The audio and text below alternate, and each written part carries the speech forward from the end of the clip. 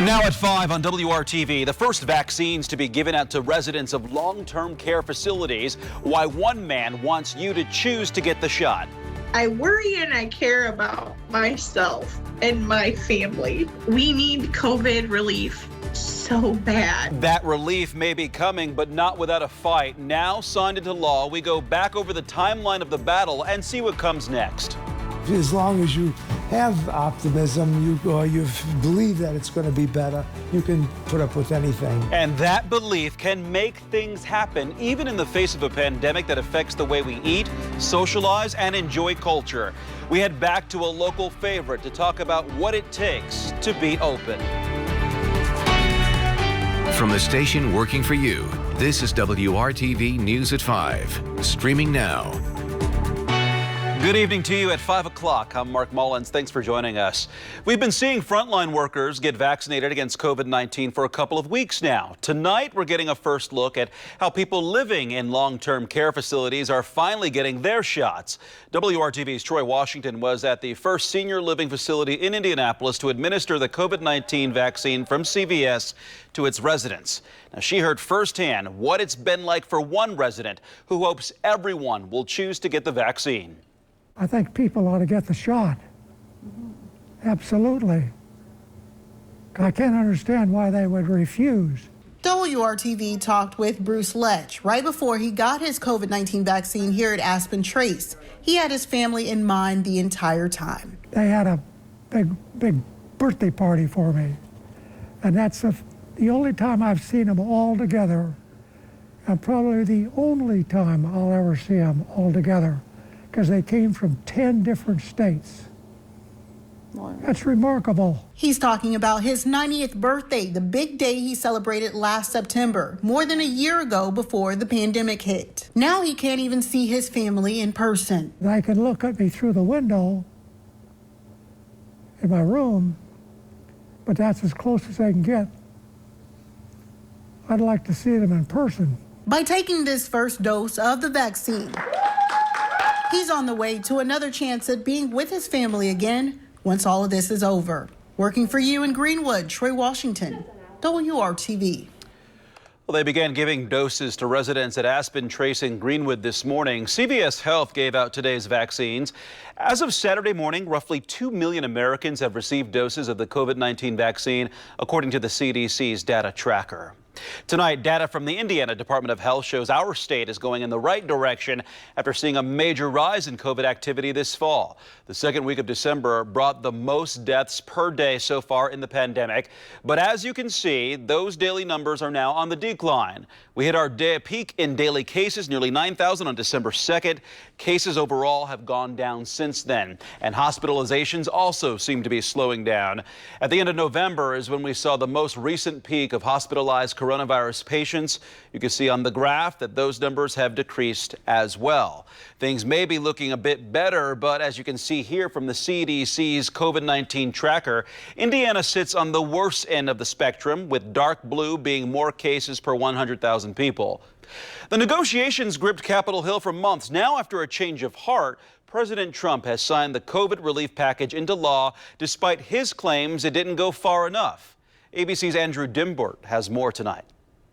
The deal is done. President Trump signing the sweeping COVID-19 relief measure and government spending bill, securing financial aid for millions of Americans and supplemental unemployment benefits for those out of work, while narrowly avoiding a government shutdown. I worry and I care about myself and my family. We need COVID relief so bad. Lawmakers on both sides of the aisle relieved that Trump changed his mind with the stroke of a pen and agreed to the terms negotiated in Congress. We're glad that the president finally signed the COVID relief bill. Shortly after Democrats and Republicans originally reached a compromise, the president shocked Capitol Hill when he indicated he would not sign. Trump claimed the deal was filled with wasteful non-COVID related spending and also abruptly demanded stimulus checks be upped from $600 to $2,000.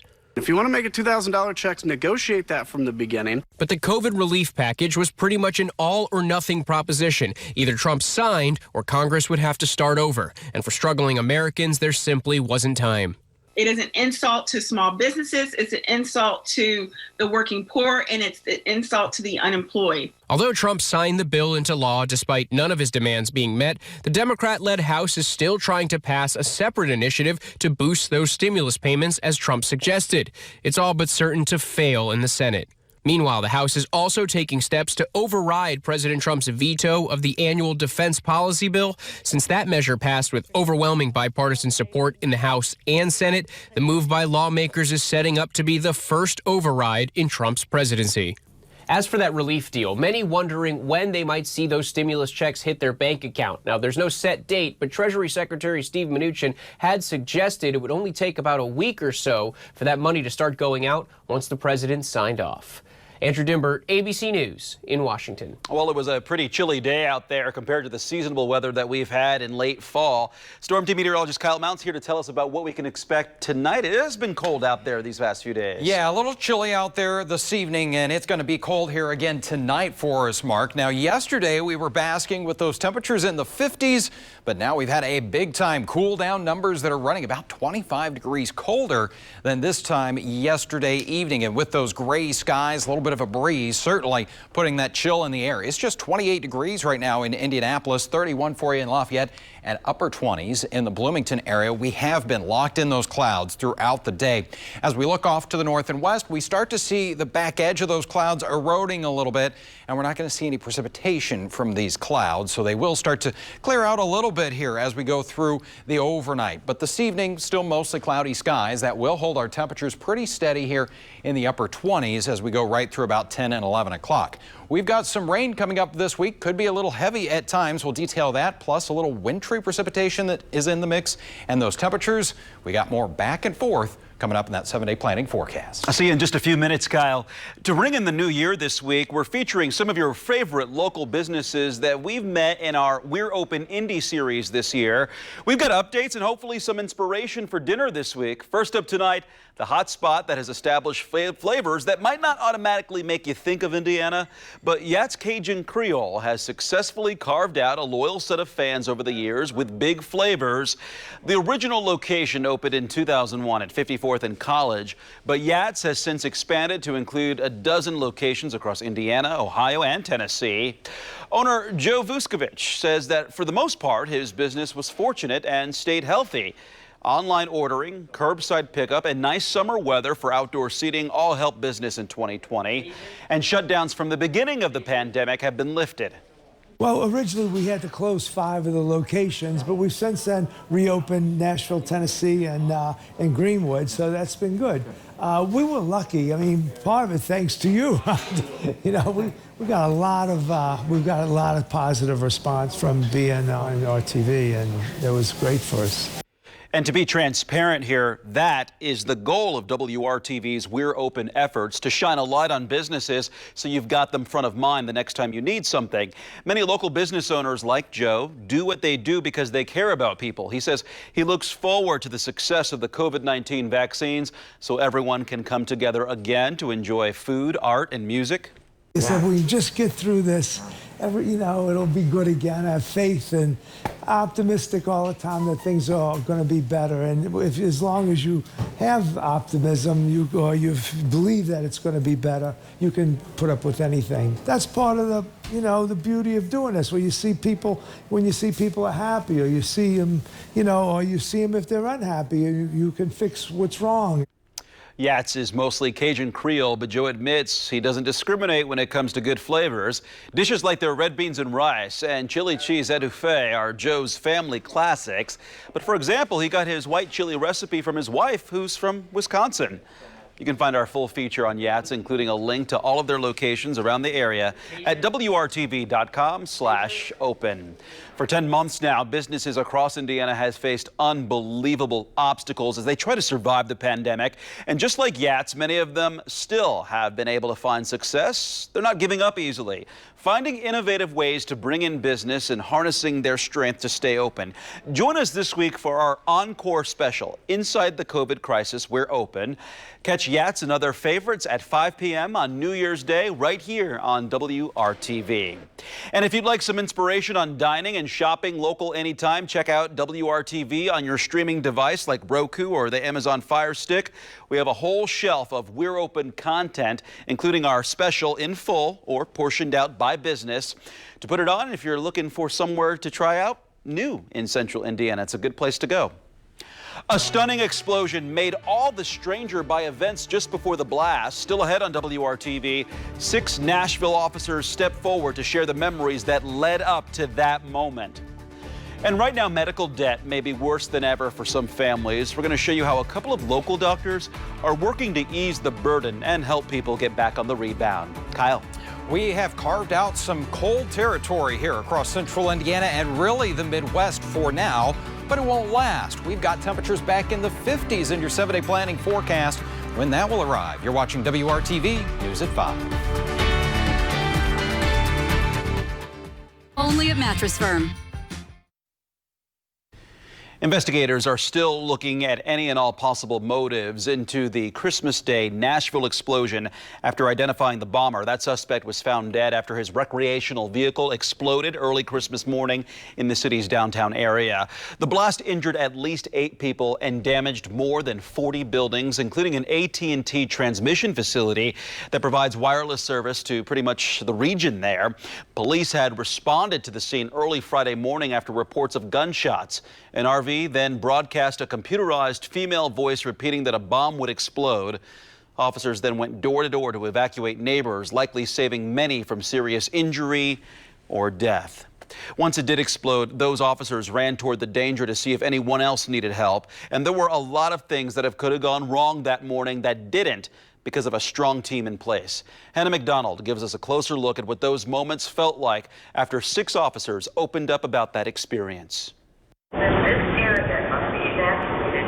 You know, the sound of the announcement saying, primary objective is to evacuate. Evacuate now. Something that weird. You don't get stuff like that. As a chilling message blared from an RV parked in downtown Nashville Christmas morning, 6 Metro police officers cautiously walked toward the sound. For me, it felt weird, all of the cop lingo that you hear about the spider senses, about the hair standing up the back of your neck, all that went through my body. At a press conference Sunday, standing shoulder to shoulder, 5 of the responding officers shared in remarkable detail how they evacuated buildings on 2nd Avenue and experienced the bombing together. And I just saw orange and then him, and I saw him stumble, and I felt it. I felt the heat, the wave, and I don't know how I kept my footing, but I kind of blinked and I couldn't see him for a second, and I just lost it, and I just took off in a sprint towards him.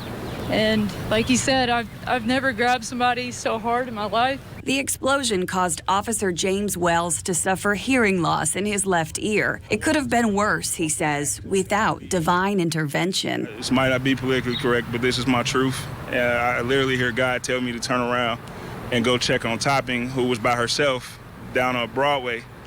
And as I turned around, for me, it felt like I only took 3 steps. And then the music stopped, and as I'm walking back toward Topping now, I just see orange, and then I hear a loud boom. And as I'm stumbling, because it rocked me that hard, I started stumbling, I just tell myself to stay on your feet, stay alive. Then Officers Wells, Amanda Topping, Tyler Llewellyn, Michael Sipos, Brenna Hosey, and Sergeant Timothy Miller rushed toward the flames. I made a phone call to a loved one to let him know that I was okay. And then I ran to the intersection to check on Miller and Llewellyn to make sure they were okay. And I was so scared that I just lost my entire detail because I didn't know where they were.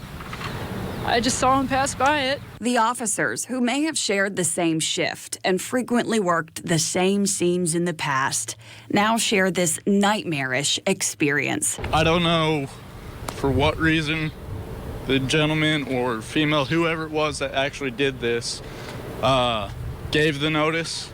I'm just grateful that we actually had time to try and help people clear out. Of course, this is going to tie us together for forever, for the rest of life. And so just you know, the love for them is even bigger now, and Christmas will never be the same for any of us. Love you. We hope to see a little bit of sunshine across central Indiana today, but those clouds just hanging in there pretty tough. I do think they start to break apart as we go into tonight and tomorrow. We'll see some brighter skies as we start off our Tuesday. Right now, though, a chilly 28 feels even colder. 18 is the wind chill, so you need those layers again today as we've got a northwest breeze between about 10 and 15 miles per hour. Wind should relax here a little bit as we go into tonight, but numbers out there this evening mostly in the 20s. We've got 30, though, for you in Columbus and Bedford, and 31 right now in Lafayette, while you sit at 26 in Richmond.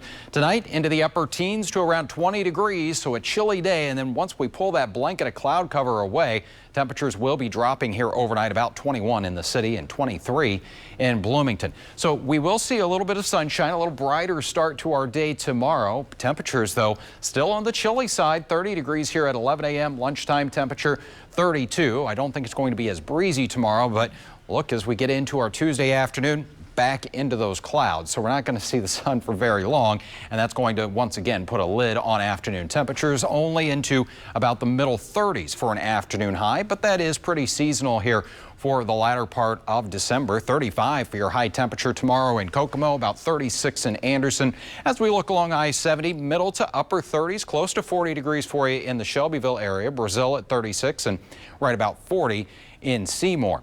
As we check out TrueCast, this is tomorrow morning at 9:30, and you can see that we have those clouds building back into the area. We get into the early afternoon, we may see an isolated snow shower that moves into northwestern communities here throughout the day, but I'm not expecting any accumulation with that.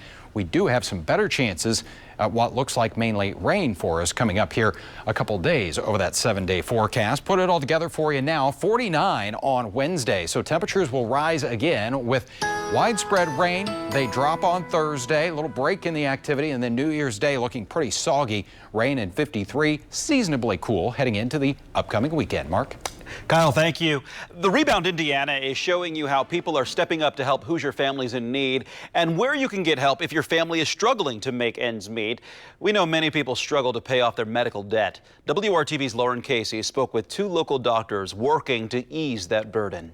The average person and family who have a high deductible plan, which is the average Hoosier, the out-of-pocket expenses and deductibles are approaching or probably even over $10,000 a year.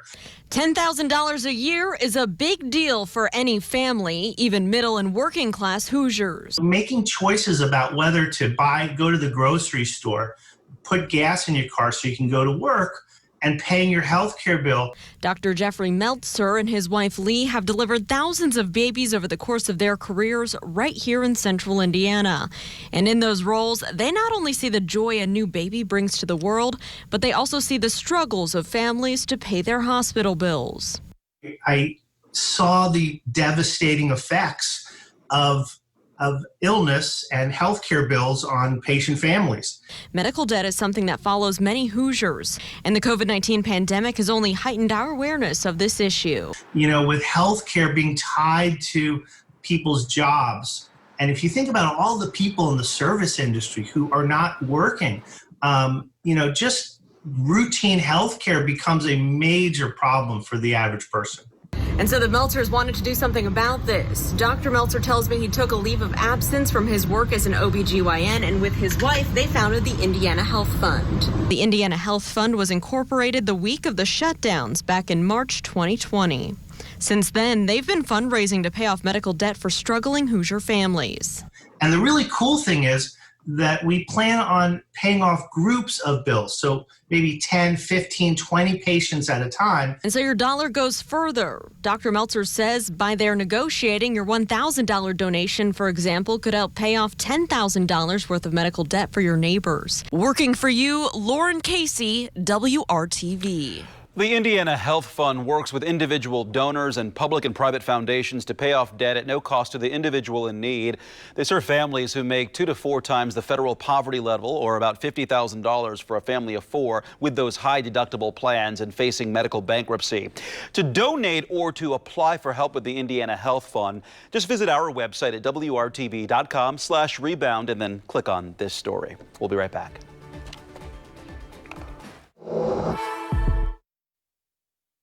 Right now on WRTV, only 3 days left on the calendar for 2020. This afternoon, Indigo has a reminder for riders planning to celebrate the new year. All fixed routes and open-door services will run as scheduled on New Year's Eve. The services will be free starting at 8 o'clock Thursday evening. On Friday, Indigo services, including the Red Line, will operate on a Sunday schedule. If you opted for a real tree this holiday season, you may need to get it recycled within the next month. There are designated recycling spots at 8 Indianapolis parks. Those will be open now until January 31st. Trees should be left at the specially designated areas you'll find at the drop-off locations. They need to be free of ornaments, lights, and tinsel, and they must be real. You can find more information in this story on the WRTV app.